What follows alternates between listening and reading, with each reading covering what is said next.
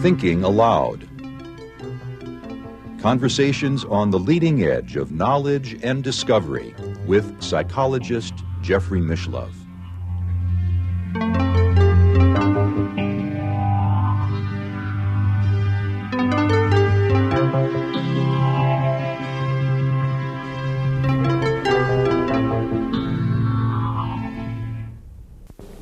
Hello and welcome. Our topic today is UFOs, and my guest, Dr. Jacques Vallee, is an expert in this area who during the past 20 years has written numerous books on the subject, including Challenge to Science, The Edge of Reality, Anatomy of a Phenomenon, The Invisible College, Messengers of Deception, and others. Welcome, Jacques. It's a pleasure to have you. Thank you. I think one of the interesting things to mention about you is the fact that you were the person that Steven Spielberg modeled a character of a UFO researcher on in his classic movie Close Encounters of the Third Kind. I think he was intrigued with the idea of a French scientist running around the United States investigating the UFO phenomena. You've been looking at this phenomenon for a long time. You've worked closely with Dr. Alan Hynek and other UFO researchers. You've written many authoritative books, and yet your perspective on the UFO issue seems rather unique in the sense that you don't seem to be jumping on the extraterrestrial visitors bandwagon. That's what was the main point of disagreement with Steven Spielberg. When I met Steven Spielberg, he was about halfway through filming Close Encounters, and we had a long discussion about what UFOs could be. And of course, for him, the main point of the movie was entertainment, and it was appropriate for the UFOs to be extraterrestrial visitors. I think that from my own point of view, I'm going to be very disappointed if UFOs turn out to be nothing more than visitors from another planet, because I think they could be something much more interesting. Something from another dimension of space or time? I think what the UFO phenomenon is teaching us is that we don't understand time and space. Mm-hmm. Here are objects, I think we have to call them objects, that are physical, that interact with the environment, that cause effects on the witnesses, on the psychology and the physiology of the witnesses, and leave traces on the ground, and yet are capable of, appear to be capable of manipulating time and space in ways that go beyond what our physics understands today. In your books, particularly your most recent book, Messengers of Deception, which is many years old, you suggest that UFOs are deliberately trying to manipulate our subconscious mind, to create a mythology in our culture about themselves, which is one of the reasons that they're both physical and concrete, yet very elusive at the same time. Do you still feel that way? I think to answer that, I'm not trying to evade your question, but to answer that, you have to step back, okay, a little bit farther. What we know today about the UFO phenomenon is considerably more than we knew 20 years ago or 10 years ago. Mm-hmm. And we have to understand it at three different levels. Okay. And the first level is the physical level. And all we can say about UFOs at the physical level is that it's a lot of energy in a small space. In the space of this, if we could take the energy of a nuclear reactor and contain it within this studio, for example, you'd have something that would approximate what a UFO does. It's a lot of energy in a small space, emitted through light energy and through pulsed microwave energy. Mm-hmm. The second level is what happens to witnesses, what would happen to you and me if we were close to that source of energy. And again, now we're beginning to understand the physiological and the psychological correlations of a close encounter. Yes. And those have to do with a loss of the sense of space, loss of orientation. I've had witnesses tell me we were driving north when everybody knows they were driving south. Mm-hmm. They were disoriented at the time. Loss of a sense of time, people thinking that only 10 minutes went by and 3 hours went by. Very often effects on the skin, sunburns. I think that was shown in Close Encounters. Yes. Effects on the eyes, going from conjunctivitis to blindness, to temporary blindness in some cases. And sometimes you've mentioned people have actually been healed of diseases.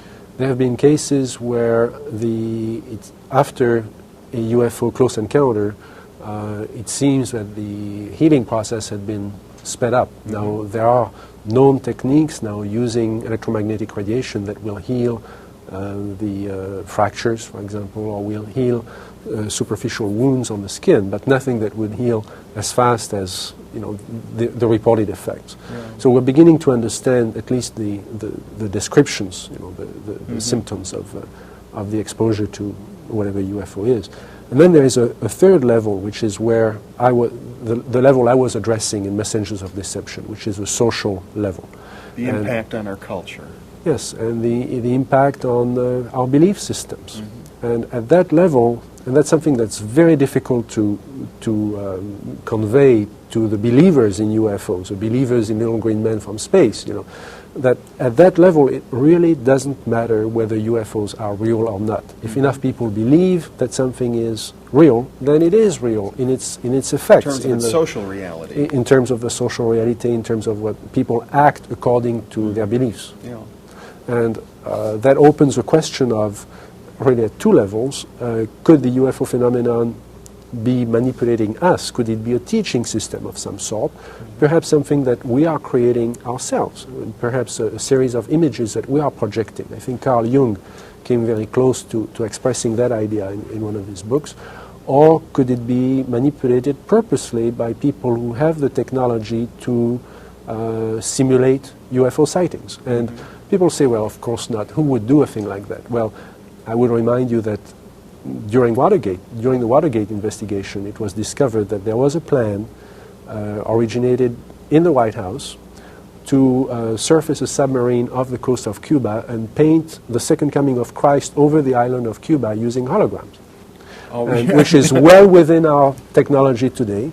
The idea was that since there is a large Catholic population in Cuba, they would be so upset by this vision that this would saturate the communication channels, the telephone system in Cuba, long enough for an invasion to take place.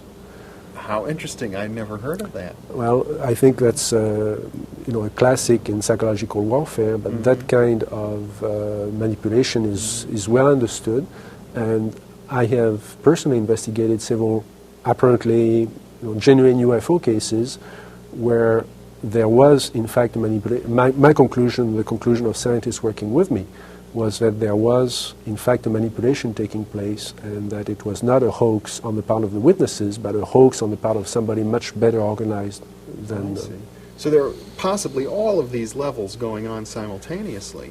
Today, with the current technology, that would be possible. Mm-hmm. One of my interests, as you know, has been to look at ancient sightings, old sightings before World War II, for example, when there is really no confusion with modern technology. Mm-hmm. And if people described, say, in 1925 or in 1825, a disc flying through the air, then it can only have been very, very few phenomena could have produced it. And there have been some well-documented sightings going back to the 19th century, for example. There was, starting in 1896 and going into the spring of 1897, there was a remarkable wave of sightings of airships. Those were described as oval objects flying through the sky with lights on them. And of course, the people in those days could only compare it to dirigibles, could only compare them to airships. And those objects were capable of doing all the things that UFOs do today, including taking off very quickly and making 90-degree turns and landing and occupants coming out of them. And if nothing else, I think this is part of our folklore. This is something that we should be studying as part of our folklore. What have you been doing since the publication of Messengers of Deception? Well, I've been really working in two directions. I think that one of the contributions that I can make is trying to develop or to help develop new methodology to deal with this phenomenon. This is not, we don't know where the phenomenon belongs. We don't know if it should be part of psychology or part of physics or part of meteorology or astronomy. We need to develop and it takes a while for science to develop new disciplines around phenomena that don't fit. And I think that's one of the opportunities with the UFO phenomenon. So I've tried to develop methodology that would enable us to deal with the complexity of the reports.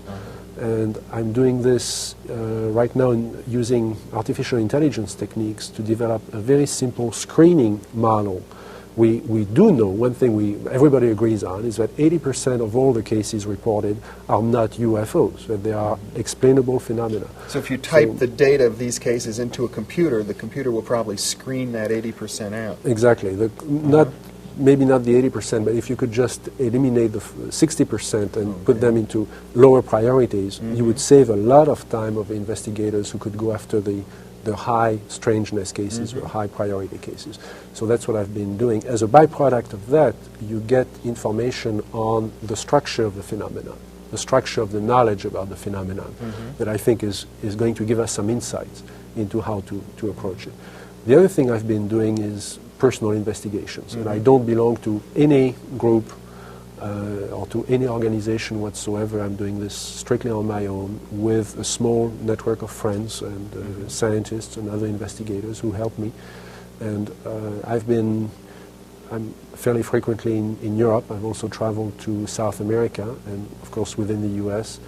And I've tried to investigate cases that had not been reported to the media, had not been reported to UFO organizations. To avoid possible contamination from other researchers who may have made suggestions. Exactly. Or simply the pressures on the witnesses themselves to embellish their stories and so on. So I try to go after cases that are reported directly to me. Have you come up with anything new or interesting in these cases? Yes. I go after cases where I have continued access to the witnesses and continued access to the site, where I can go back month after month or year after year and continue to follow those cases.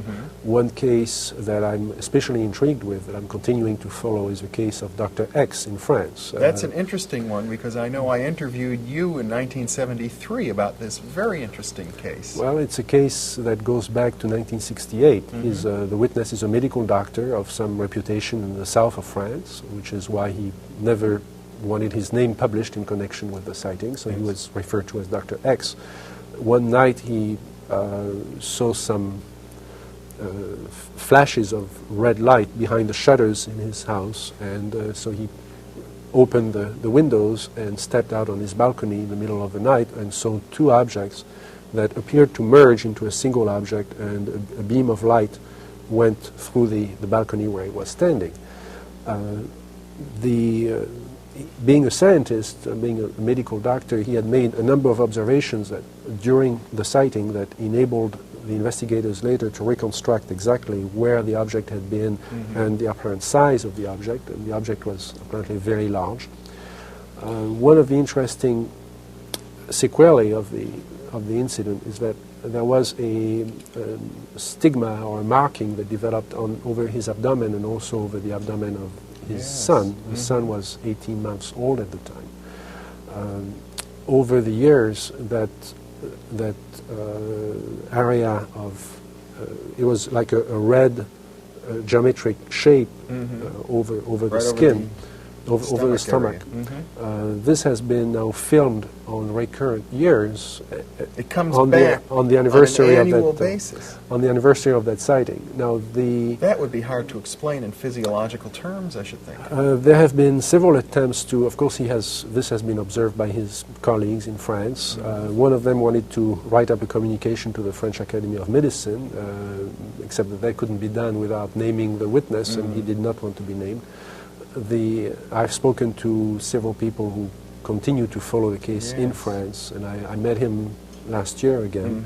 The markings continue to appear. Even after over 18 years. And there is no, this cannot be explained as psychosomatic. There is an actual change. Now, when I interviewed you about this many, many years ago, you indicated to me that Dr. X seemed to have acquired certain psychic gifts. In fact, his whole life was changed. His attitudes changed. That's not unusual. When you investigate a case like this, what you find is usually a witness who is in a state of trauma, has been shocked into, very often, their view of themselves, their view of the world around them, their view of the universe has been shattered by this experience. whether they are religious or not religious, whether they are a cop driving on a lonely road or a PhD or a bank president. I mean, they go through this very shattering experience. And people react, many people react with an awareness of abilities that they didn't know they had before. They will tell you, I don't think the experience itself gave me that ability, but I just became aware that there was more to life than what I thought before. Well, now, having had time to look back, have these changes been well integrated into his life, would you say? It's very difficult to answer that question. I know him, I think, fairly well. He has certainly continued to hold to that belief that there was another dimension to life. He's become almost a mystic in terms of his awareness of life and death and the place of man in the universe.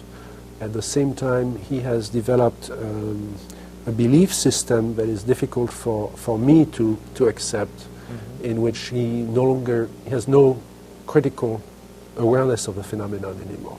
In other words, he's accepted it totally in his life, the way a mystic would accept. He's developed a religious attitude.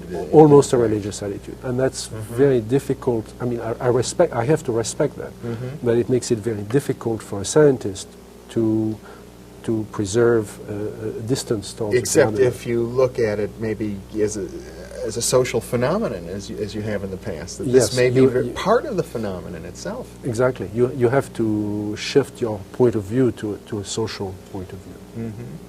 How about the case for physical evidence for UFOs? Is it getting better? This is the one thing that we often hear from NASA and from other skeptics, that there really isn't a shred, as they say, of physical evidence. Well, I brought you a photograph that I recently was in Costa Rica, investigating some cases and talking to investigators there. And I have not done extensive analysis yet on this photograph, but it shows an object. We can have our viewers look at that. It shows an object seen over the ocean off the coast of Costa Rica. What is unusual about the photograph is that it was taken by a mapping aircraft with an excellent camera, and it's shown looking down. The camera was obviously pointing down, and the aircraft was flying horizontally at 3,000 meters. Which is rather low. Which is, at that altitude gives very, very good detail on the terrain and on and also on the object. Yeah. Now, the one explanation that we tried to pursue was that the object might have been the rotor of a helicopter flying underneath the aircraft. But with doesn't look like that. It doesn't look like that. But nothing else looks like that either. So that's where we are. I see.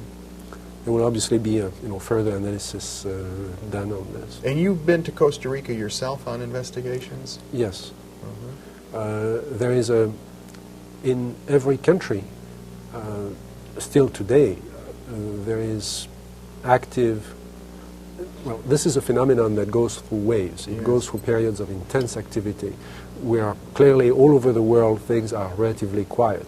But in practically every country, you will find, if you have to look for those reports, but the reports are there, and the phenomenon continues to be manifesting. And France, where you're from, is one of the stronger countries in this area, aren't they?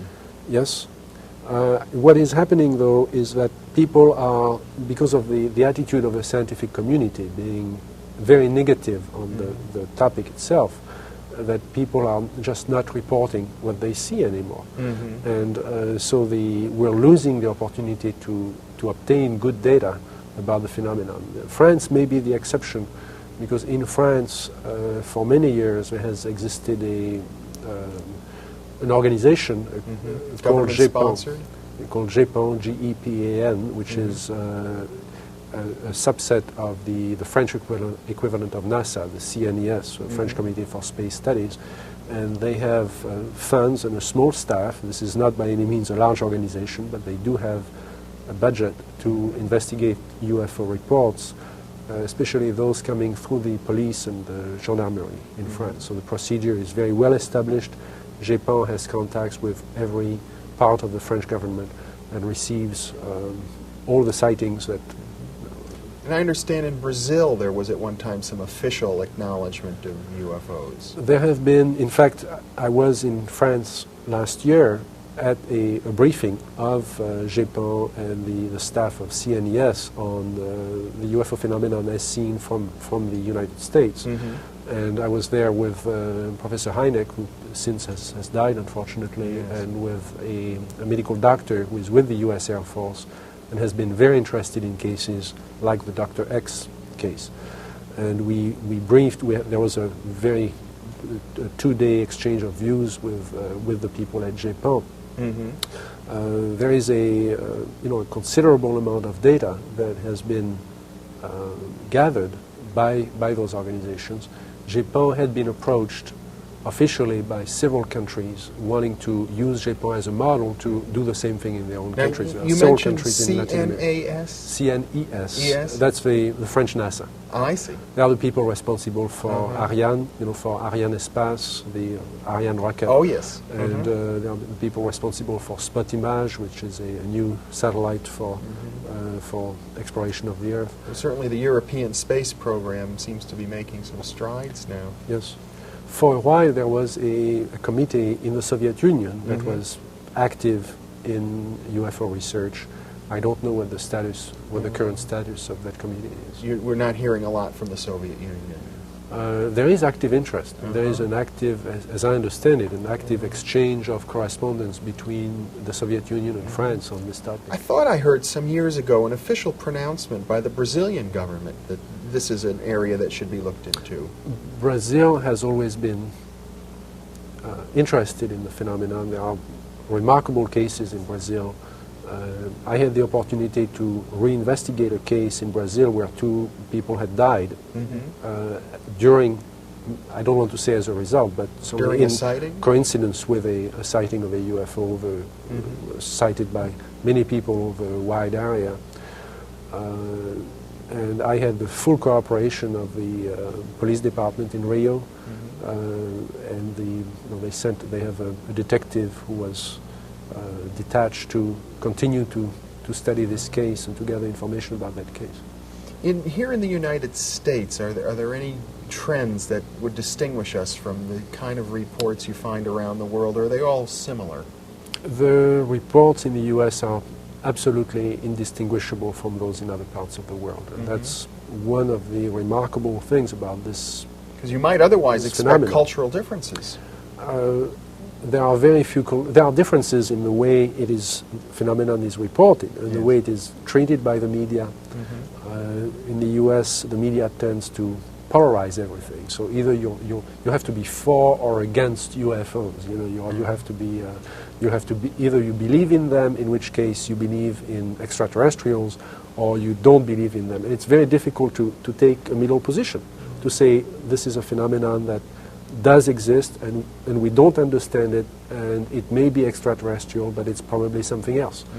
When you talk to the witnesses in every country, including the U.S., what they are telling you is that they have seen something that was there, that was part of their reality, part of their physical reality, and yet was capable of appearing out of nowhere or disappearing instantly. And that's why I'm interested. I think it's a challenge to our concept of science, to our concept of technology. My business is technology. I cannot afford to ignore this phenomenon. Do you anticipate then that there may be some major impact on our culture as a result of this? I think even if we never understood the UFO phenomenon in the next 200 years, but we only understood how they manipulate the pulsed microwaves, for example, that itself would be a breakthrough in our technology. If we could only duplicate what that phenomenon does. I haven't heard much about this pulsed microwaves. Is this a new discovery? It's a convergence of work by several people looking both at the traces left on the ground, the impact on witnesses, the sounds and the visual effects that seem to be produced inside the brain, the heating that is produced on cars or metal or the ground in the vicinity of the object or in the vicinity of the phenomenon. All this strongly suggests pulsed microwave radiation in connection with light radiation. One of the suggestions, Jacques, that you made in your book, The Invisible College, as I recall, is that the UFOs may be associated with some of the mystical or occult ideas of hidden masters or groups of very wise and beneficent entities that were trying to teach humanity. I didn't take it that far. Okay. I suggested that first, any new phenomenon, even if you go back to the 15th century, when you look at electricity, for example, or electrostatics, as it was observed then but not understood, has the potential of being regarded as magical. Yes. I think Arthur Clarke said that any technology that we don't understand has to be magic, has to be perceived as magical. I'm paraphrasing badly what he said. Clearly, here is a phenomenon that is very complex and is showing abilities that we cannot duplicate with our current technology. So it immediately calls to mind magic, and occultism. Yes. If it also contains something that electrostatics and electromagnetism doesn't contain, the potential of being intelligent. If it is intelligent, then we may not be able to study it with science alone. And science is a way of gaining knowledge based on phenomena that are not manipulated by an intelligence. If now there is an intelligence involved, then it becomes much more complex. It requires a humanistic approach. And yes, it requires a much more diverse approach from many different disciplines, and it may be that the people responsible for that manifestation understand the impact that the phenomenon will have on us, on our own imagination. And that's one of the speculations that I proposed, was that perhaps the observations of UFOs were similar to a teaching system. But there is another way of thinking about that. Perhaps we're clearly at a time of great potential crisis on Earth. We have the means of destroying the planet, which we've never had before in the history of man. It may be that there is a collective unconscious. If you that the follow UFOs the are ourselves, perhaps, or that we are creating the visions we need to survive in order to transcend this crisis we have, and that there are no UFOs in a manufactured sense. Well, Jacques, we're out of time now, but it's really been a pleasure, and this is an interesting note to end on. There's so much that could be said about this topic. Thank you very much for being with us. Well, thank you for giving me the opportunity to pursue this subject with you. And thank you very much for joining us also.